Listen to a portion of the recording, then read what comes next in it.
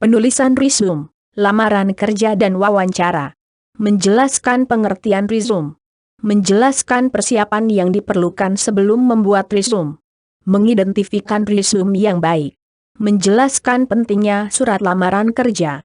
Menjelaskan pendekatan AIDA dalam menulis resume dan lamaran kerja. Melakukan analisis diri, karier dan pekerjaan.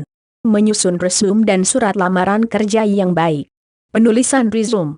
Resume adalah suatu ringkasan yang terstruktur dan tertulis dari pendidikan, latar belakang, serta kualifikasi tentang suatu pekerjaan menurut Boff dan Till dalam Dewi, tahun 2006, halaman 111. Di dunia bisnis istilah resume disebut juga dengan daftar riwayat hidup, atau CV, curriculum vitae. Resume merupakan bentuk promosi yang dibuat oleh pencari kerja dalam upayanya menjual potensi diri pada saat memasuki dunia kerja. Melalui resume, individu atau organisasi diharapkan mengetahui kemampuan pencari kerja walaupun belum pernah bertemu ataupun saling kenal. Persiapan menulis resume. 1. Pencarian informasi, yaitu menggali beberapa informasi penting yang relevan dengan jenis pekerjaan yang diinginkan. Informasi dapat diperoleh dengan melakukan analisis diri, tujuannya adalah untuk menggali dan mengetahui berbagai kemampuan spesifik yang dapat menjadi bargaining power. Analisis karier, tujuannya adalah mengetahui prospek karier yang akan dipilih. Analisis pekerjaan, tujuannya adalah mengetahui gambaran pekerjaan dan lingkungan kerja. 2. Perencanaan resume. Perencanaan resume yaitu proses memilih posisi pekerjaan yang diminati, memilih dan menyiapkan data pribadi dan data lain yang relevan sebelum mengajukan lamaran kerja dan membuat resume. Dalam merencanakan resume perlu memperhatikan 1. Tujuan karier, yaitu pemilihan posisi apa yang diminati sebagai tujuan karier. 2. Informasi pribadi, mempersiapkan dan memilih data apa saja yang diperlukan untuk disampaikan. Ini meliputi data pribadi, dan data yang terkait dengan kualifikasi pekerjaan. 3. Referensi, ini menyangkut pemilihan orang yang dapat memberikan rekomendasi, dan dapat kredibilitas pencari referensi. 3. Pembuatan resume. Secara umum resume mencakup informasi tentang identitas pribadi, yaitu nama, tempat dan tanggal lahir, alamat, nomor telepon HP. Tujuan kerja, melamar untuk mengisi salah satu lowongan kerja yang ada. Informasi pribadi, pendidikan, keterampilan, hobi, penghargaan, keanggotaan asosiasi. Referensi, berisi nama, posisi dan alamat orang-orang yang mengetahui dengan baik kemampuan dan prestasi pencari referensi. Pengorganisasian resume. 1. Resume kronologis. Resume yang menekankan kronologis pengalaman kerja dan sejarah pendidikan. Susunannya diurutkan dari posisi paling akhir sampai paling awal. Keunggulan resume kronologis. Pemberi kerja sudah terbiasa dengan bentuk itu, dan mudah menemukan unsur yang dicari. Menonjolkan pertumbuhan dan kemajuan karier. Menonjolkan kontinuitas dan stabilitas dalam bekerja. Resume ini sangat cocok bila sejarah pekerjaan pelamar cukup kuat dan pekerjaan yang dilamar sesuai dengan jalur karier yang dimiliki. Berikut contoh resume kronologis. 2.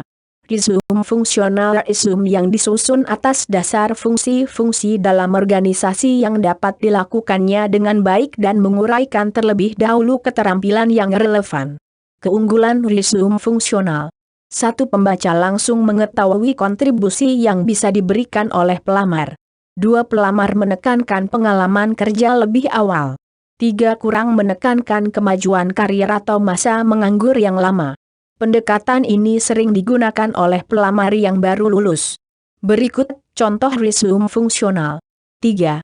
Resume kombinasi. Resume kombinasi memasukkan sifat-sifat terbaik dari format kronologis dan fungsional. Format yang menekankan pada pendidikan dan pengalaman kerja pelamar atau resume kronologis, di samping itu juga memasukkan keterampilan kerja atau kualifikasi yang dibutuhkan atau resume fungsional. Pendekatan yang mencoba menggabungkan keunggulan format kronologis dan fungsional, memiliki dua kelemahan utama. Satu, resume menjadi lebih panjang. Dua, adanya kemungkinan terjadinya pengulangan akibat dicantumkannya daftar keterampilan dan keberhasilan dalam bagian fungsional dan kronologis. Berikut contoh resume kombinasi. Menulis resume menurut Bove and Till tahun 2002, dalam Sutrisna Dewi tahun 2007, halaman 115, resume yang baik memenuhi 1. Kerapihan, neatness. Resume ditulis di atas kertas bersih dan berkualitas baik, tidak ada coretan, dan bentuk huruf yang dipilih juga baik. 2. Kesederhanaan, simplicity.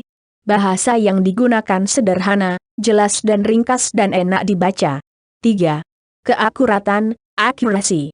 Informasi yang disajikan akurat dan dapat dibuktikan kebenarannya. 4. Kejujuran, honesty. Informasi yang disajikan tidak mengada-ada. Misalnya kejujuran mencantumkan umur, status perkawinan, dan pendidikan. Unsur pokok resume. Judul resume mencakup nama dan alamat secara lengkap. Tujuan karier, berisi posisi yang dituju.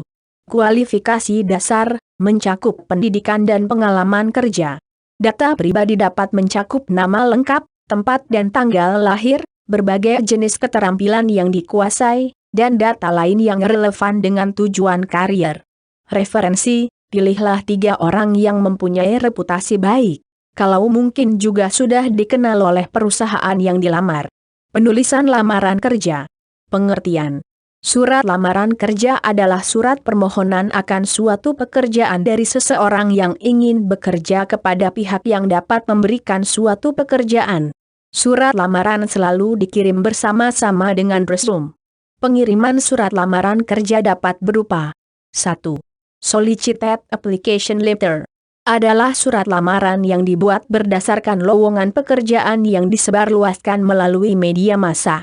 Iklan lowongan kerja umumnya mencantumkan dengan jelas pihak yang membutuhkan tenaga kerja, pekerjaan dan jabatan yang tersedia, dan kualifikasi pelamar. 2. Unsolicited application letter. Adalah surat lamaran yang dibuat atas inisiatif pelamar atau tanpa adanya informasi lowongan pekerjaan. Susunan surat lamaran kerja. Paragraf pembuka, berisi 1. Paparan kualifikasi yang relevan dengan tujuan karir. 2. Sumber informasi tentang lowongan kerja, sebutkan nama orang atau media yang memberi informasi adanya lowongan kerja. 3. Cuplikan berita, kalau ada, dari koran majalah yang menggambarkan perkembangan perusahaan. Paragraf isi. 1. Memuat permohonan akan pekerjaan yang diminati atau diharapkan oleh pembaca, dan tidak mengulang hal yang sudah dijelaskan dalam resume. 2. Paparan pendidikan, pengalaman, sikap, minat, dan aktivitas, serta kualitas personal, kegiatan ekstrakurikuler, sosial dan sebagainya. Paragraf penutup. Berisi pernyataan keinginan untuk melakukan wawancara sesuai dengan waktu yang disediakan oleh perusahaan. Bukti atau berkas pendukung seperti foto diri, kopi ijazah, transkrip, dan lain-lain. Hal yang perlu diperhatikan. Kualifikasi pelamar sesuai dengan posisi yang dikehendaki. Bangkitkan minat pembaca terhadap kualifikasi yang dimiliki. Tonjolkan hal-hal yang positif. Usahakan surat lamaran kerja rapi dan menarik. Tulislah surat dari sudut pandang pembaca bukan dari sudut pandang penulis. Tekankan hal-hal yang berbeda dengan pelamar lainnya. Hal yang harus dihindari. Jangan melamar pekerjaan di luar kemampuan. Jangan mengirimkan surat lamaran kerja hasil fotokopi.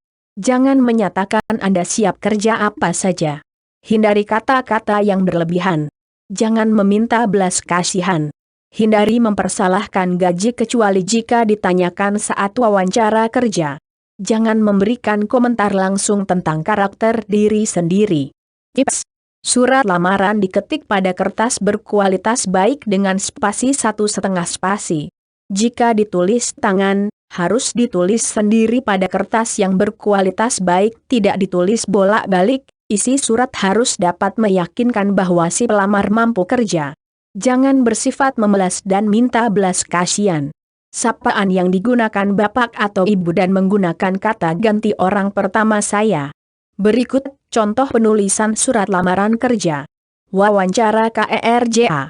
Selain berlatih menulis resume dan lamaran kerja, menyiapkan diri untuk wawancara juga termasuk bagian dari usaha untuk mendapatkan pekerjaan. Wawancara merupakan media untuk menjaring dan menemukan orang yang paling cocok mengisi jabatan yang kosong. Beberapa aspek kepribadian yang akan dinilai mencakup penampilan secara fisik, gerak-gerik dan sopan santun, rasa percaya diri, inisiatif, kebijaksanaan, tanggap dan kerjasama, ekspresi wajah, kemampuan berkomunikasi, sikap terhadap pekerjaan, selera humor. Persiapan wawancara. Datang tepat waktu. Berpakaian rapi, menarik, dan sopan. Bersikap tenang, yakin, jujur, sabar. Masuk ruangan, ketuk pintu, senyum, tunggu atau minta izin duduk. Bicara dengan jelas, dengan nada suara yang tepat. Saat wawancara, simak setiap pertanyaan, tatap pewawancara, ingat nama pewawancara. Tunjukkan kemampuan diri, kesungguhan. Gunakan komunikasi secara verbal dan non-verbal. Cari informasi yang berkaitan dengan pekerjaan yang dilamar dan perkembangan perusahaan yang bersangkutan. Selama wawancara, gunakan kesempatan bertanya terutama mengenai pekerjaan dan perusahaan. Jawaban pertanyaan dalam wawancara Anda selalu dapat menggambarkan ketertarikan Anda pada pekerjaan dan perusahaan yang bersangkutan. Kesesuaian kualifikasi Anda dengan pekerjaan. Kemampuan dalam pengambilan keputusan, kerjasama, pendelegasian, memotivasi, mereaksi stimulus. Beberapa sikap dan perilaku positif. Terima kasih.